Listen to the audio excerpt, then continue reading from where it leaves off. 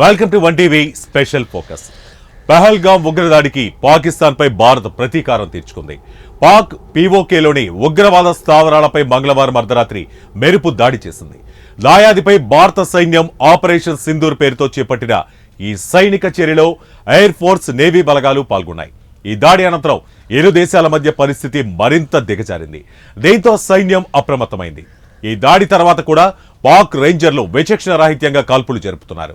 ఈ ఘటనలో 10 మంది భారత పౌరులు మృతి చెందగా పలువురు గాయపడినట్లు భారత ఆర్మీ వెల్లడించింది. ఈ తరుణంలో కేంద్ర హోంశాఖ కీలక నిర్ణయం తీసుకుంది. సెలవులో ఉన్నటువంటి సిబ్బందిని వెనక్కి రప్పించాలని పారామిలిటరీ బలగాలకు అమిత్ షా ఆదేశాలు జారీ చేశారు. దీనిపై 1 టీవీ ప్రత్యేక కథనం.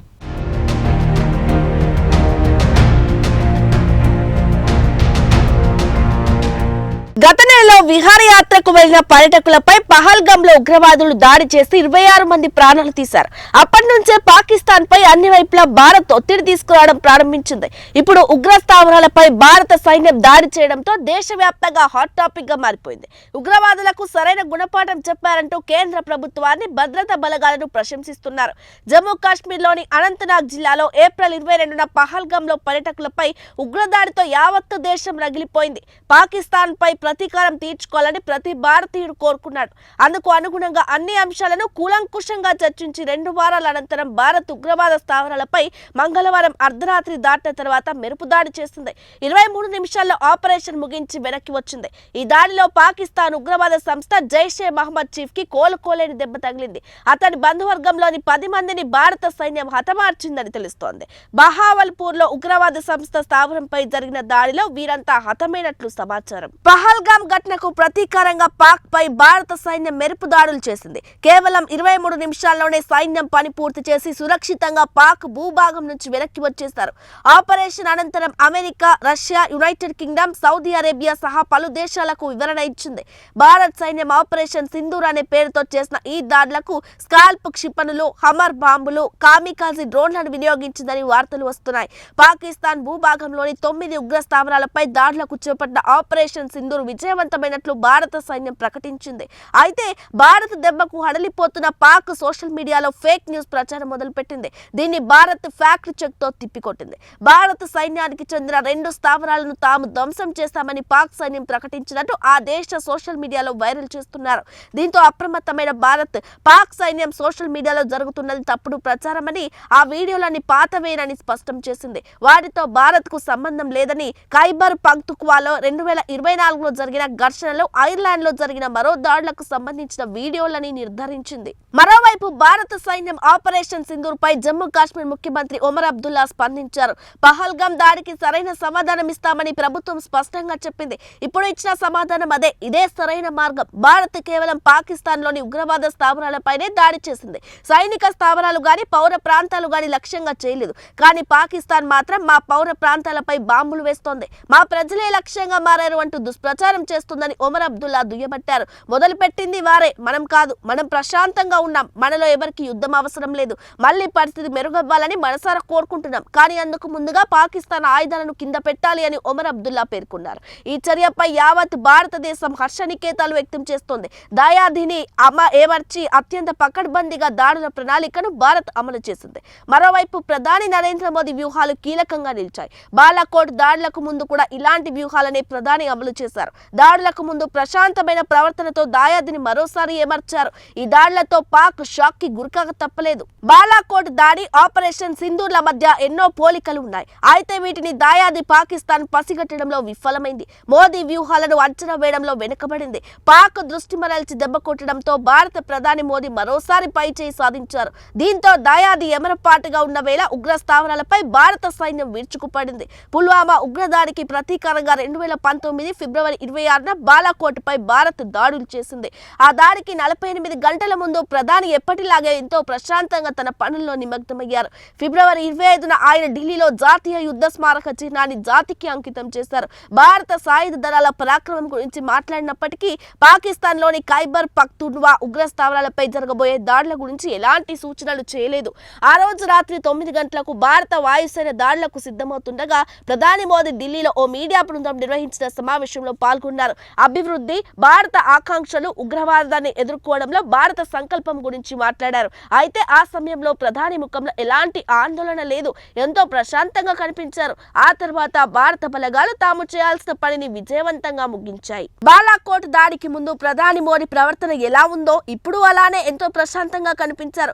అప్పుడు పాల్గొన్నట్లే దాడికి ఒక రోజు ముందు ఓ మీడియా సంస్థ నిర్వహించిన సమావేశంలో మోదీ పాల్గొన్నారు. మంగళవారం రాత్రి ఏబీపీ నెట్వర్క్ నిర్వహించిన ఇండియా ఎట్ 2047 సదస్సులో మోదీ మాట్లాడారు. భారత జలాలను ఇక నుంచి దేశం దాటనివ్వబోమని ప్రధాని నరేంద్ర మోడీ స్పష్టం చేశారు. దేశ ప్రయోజనాల కోసమే వాటిని వినియోగిస్తామని తేల్చి చెప్పారు. దాదాపు 30 నిమిషాల పాటు సాగిన ప్రసంగంలో ప్రధాని ముఖంలో ఎక్కడ ఆందోళన కనిపించలేదు. మరోవైపు దేశవ్యాప్తంగా యుద్ధ సన్నద్ధతపై ప్రజలకు అవగాహన కల్పించే మాక్ డ్రిల్స్ ను అంతకుముందు ప్రకటించారు. ఇలాంటి కార్యక్రమాలతో దేశ ప్రజలను సైనిక చర్యకు, దాని పరిణామాలకు మోదీ సిద్ధం చేస్తున్నారనే సూచనలు మాత్రమే ప్రత్యర్థుల్లోకి వెళ్లాయి. అయితే ఇవన్నీ దాయాదిని ఏమర్చడానికి ఒక వ్యూహం మాత్రమే అని నిపుణులు పేర్కొంటున్నారు. వీటిని పసిగట్టడంలో అప్పుడు బాలాకోట్ దాడుల సమయంలోనూ, ఇప్పుడు ఆపరేషన్ సింధూర్ సమయంలోనూ పాకిస్తాన్ పూర్తిగా విఫలమైంది. దీంతో దాయాది దృష్టి మరల్చి దాడి చేయడంలో మరోసారి భారత బలగాలు పై చేయి సాధించాయి. ఆపరేషన్ సింధూర్ తో భారత సైన్యం ఇప్పటికే దాదాపు 100 మందికి పైగా ఉగ్రవాదులను మట్టుబెట్టినట్లు తెలుస్తోంది. ఈ దాడితో అనుకోని దెబ్బతిన్న పాక్ సరిహద్దు నియంత్రణ రేఖ వెంట విచక్షణ రహితంగా కాల్పులకు తెగబడింది. ఈ ఘటనలో 10 మంది భారత పౌరులు మృతి చెందగా పలువురు గాయపడినట్లు భారత ఆర్మీ వెల్లడించింది. కాశ్మీర్ సరిహద్దులో పాక్ ప్రయోగించిన ఫిరంగి గుండ్లు ఐక్యరాజ్య సమితి ఫీల్డ్ స్టేషన్ వైపు దూసుకొచ్చినట్లు భారత సైన్యం వెల్లడించింది. పూంచ్ గేట్ వెలుపల అవి పడిపోయినట్లు తెలిపింది. పహల్గామ్ లో జరిగిన ఉగ్రదాడిపై భారత బలగాలు ధీటుగా స్పందించాయి. ఆపరేషన్ సింధూర్ పేరిట 9 ఉగ్ర స్థావరాలపై విరుచుకుపడ్డారు. ఈ దాడి తర్వాత కూడా పాక్ రేంజర్లు విచక్షణ రహితంగా కాల్పులు జరుపుతున్నారు. ఈ తరుణంలో కేంద్ర హోంశాఖ కీలక నిర్ణయం తీసుకుంది. సెలవులో ఉన్న సిబ్బందిని వెనక్కు రప్పించాలని పారామిలిటరీ బలగాలకు అమిత్ షా ఆదేశాలు జారీ చేశారు. గత నెలలో విహారయాత్రకు వెళ్లిన పర్యాటకులపై పహల్గామ్ లో ఉగ్రవాదులు దాడి చేసి 26 మంది ప్రాణాలు తీశారు. అప్పటి నుంచే పాకిస్తాన్ పై అన్ని వైపులా భారత్ ఒత్తిడి తీసుకురావడం ప్రారంభించింది. ఇప్పుడు ఉగ్ర స్థావరాలపై భారత సైన్యం దాడి చేయడంతో దేశవ్యాప్తంగా హాట్ టాపిక్ గా మారిపోయింది. ఉగ్రవాదులకు సరైన గుణపాఠం చెప్పారంటూ కేంద్ర ప్రభుత్వాన్ని, భద్రతా బలగాలను ప్రశంసిస్తున్నారు.